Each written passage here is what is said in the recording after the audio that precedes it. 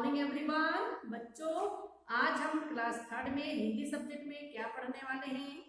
बच्चों, अभी तक हमने आपको सब्जेक्ट हिंदी में पार्ट 8 के क्वेश्चन आंसर हमारे हो चुके हैं, है ना। और उसके बाद में कुछ और दिया हुआ है जिसे हम आपको थोड़ा सा समझा रहे हैं।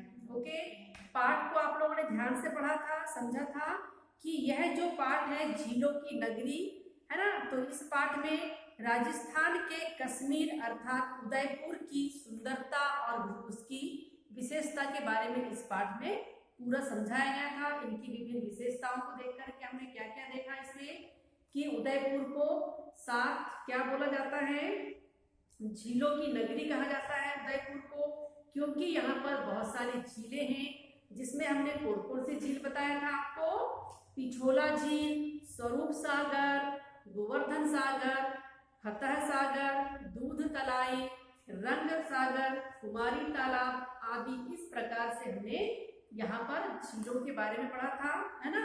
और यह सबसे अच्छा वास्तुकला का सबसे अच्छा नमूना है और यह जल संरक्षण का भी बहुत अच्छा उदाहरण है, ये हमने आपको बताया था। और इसकी सुंदरता को देखते हुए इसे क्या कहा जाता है, राजस्थान का कश्मीर या राजस्थान का स्वर्ग, है ना। तो इस प्रकार से ये बहुत ही अच्छा दर्शनीय स्थान है और यहाँ पर इसे बहुत अच्छे से हम लोग समझ चुके हैं। ओके, और इसके आगे जो हमने क्वेश्चन आंसर पढ़ाए थे, ये क्वेश्चन आंसर हमने आपको बोर्ड में भी दिखा चुका है।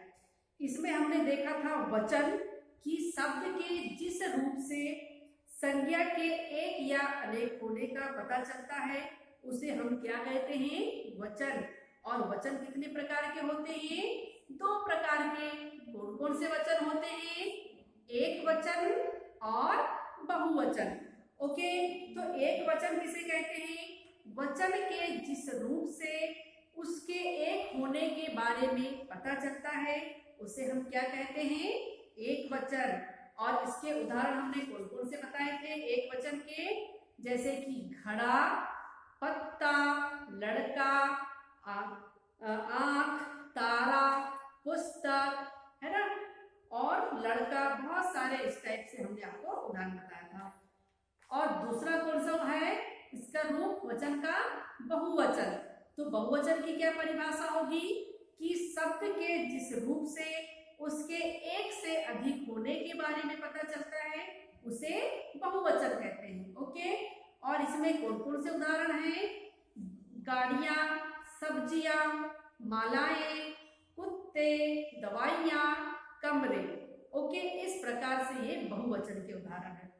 ओके, जैसे हमने बोला कि एक वचन से आपको क्या बनाना है, बहुवचन। तो एक वचन में जैसे हमने एक शब्द लिया घड़ा, तो घड़ा का क्या होगा, घड़े, पत्ता का, पत्ते, कमरा का, कमरे, दवाई का, दवाइयां, है ना, आंख का, आंखें, तारा का, तारे, पुस्तक का, पुस्तकें, कपड़ा का, कपड़े। इस प्रकार से बहुत सारे उदाहरण हैं। एक वचन से बहुवचन हमने किस प्रकार से बनाना है आपको बताया। ओके, उस प्रकार से एक दूसरा और टॉपिक है जिसमें है विशेषण। और विशेषण किसे कहते हैं, विशेषण वह होता है जो शब्द संज्ञा की विशेषता बताता है। वे शब्द जो संज्ञा की विशेषता बताते हैं उसे क्या कहते हैं, विशेषण। और विशेषण में जैसे कि उदाहरण के लिए हमने क्या लिया, कौवा काला रंग का है ना। तो वहां पर कौवे की क्या विशेषता बता रही है कि कौवा किस कलर का है, किस रंग का है, काले कलर का, है ना। बच्चा प्यारा है, तो बच्चा कैसा है, प्यारा। तो जो प्यारा शब्द है वो क्या होगा, इसकी विशेषता, है ना। व्यक्ति लालची है, तो व्यक्ति कैसा है, लालची। तो जो लालची शब्द है वो व्यक्ति की क्या है, विशेषता। विशेषता बता रहा है कि व्यक्ति कैसा है, लालची। तो इसमें विशेषण शब्द क्या होगा, लालची। जलेबी गोल है, जलेबी की क्या विशेषता है कि जलेबी कैसी है, गोल। तो गोल उसकी विशेषता है। ओके, इस प्रकार से जितने भी उदाहरण हैं ये हम आपको बता रहे हैं, जैसे कि काला, पीला, तेज, बुद्धिमान। अब इससे कैसे विशेषता पता चलेगी कि कौन कैसा है, काला के बारे में उन्होंने बताया कि कौवा कैसा है, काला है ना। मेरी बॉल पीली है, तो पीला क्या है उसकी विशेषता की बॉल कैसी है, पीले रंग की है। वह लड़का बहुत दौड़ता है, तो बहुत दौड़ता है मतलब उसकी क्या विशेषता है कि वह बहुत ज्यादा दौड़ता है। रीना बहुत बुद्धिमान है, तो उसकी विशेषता क्या होगी, बुद्धिमान उसकी विशेषता है। इस प्रकार से मोटा, सुंदर, हरा, सीधा, चालाक, छोटा, बड़ा, मेहनती, ऐसे बहुत सारे वर्ड हैं जो किसी की विशेषता बताते हैं। ओके, तो जितने भी विशेषण शब्द हैं ये किसी भी व्यक्ति की, संज्ञा की, है ना, विशेषता बताते हैं। ऐसे शब्दों को क्या कहते हैं, विशेषण। ओके, जैसे कि हमने आगे देख रहे हैं हम, जैसे कि हमने क्या बोला, सुंदर, एक शब्द है सुंदर, तो इससे कौन सा वाक्य बनेगा कि वह लड़की बहुत सुंदर है, मतलब उस लड़की की क्या बता रहा है, विशेषता, कि वो लड़की कैसी है, सुंदर है। इस प्रकार से विशेषता बताने वाले शब्द को ही क्या बोलते हैं, विशेषण, है ना। अब आगे देखो बच्चों क्या दिया हुआ है, इसी पाठ में आगे कुछ थोड़ा सा दिया हुआ है। दिल्ली की कुतुब मीनार देश की सबसे ऊंची मीनार है। दिल्ली की जो कुतुब मीनार है वो देश की क्या है, सबसे ऊंची मीनार है। इसे यूनेस्को द्वारा विश्व धरोहर के रूप में शामिल किया गया है। इसकी ऊंचाई 72.5 मीटर है। कुतुब मीनार को 1193 मतलब 1193 में से 1368 मतलब 1193 से 1368 के बीच कुतुबुद्दीन ऐबक ने बनवाया था। स्थापत्य कला की यह अद्भुत मिसाल है। तो आप लोगों ने देखा है, चित्र में दिखाई दे रहा है कुतुब मीनार, चित्र में सबको दिखाई दे रहा है। ये दिल्ली में है ये स्थित कुतुब मीनार इसका नाम है, और यह क्या है, सबसे ऊंची मीनार है, और इसे यूनेस्को के द्वारा विश्व धरोहर के रूप में इसको शामिल किया गया है। और इसकी ऊंचाई क्या बताया था हमने, 72.5 मीटर इसकी ऊंचाई है ना। तो इसे किसने बनवाया था, कुतुबुद्दीन ऐबक ने। कब बनवाया था, 1193 से 1368 के बीच में ये बना है ना। और स्थापत्य कला की यह सबसे अद्भुत मिसाल है। ओके, इस प्रकार से हमारा पार्ट 8 में बहुत अच्छा ये सब दिया हुआ था, विश्व धरोहर के बारे में, है ना, उदयपुर की नगरी, उदयपुर के बारे में, झीलों की नगरी किसे कहा जाता है, ये सारी जानकारी ये पाठ में हमको मिली है। बहुत अच्छा पाठ था ये।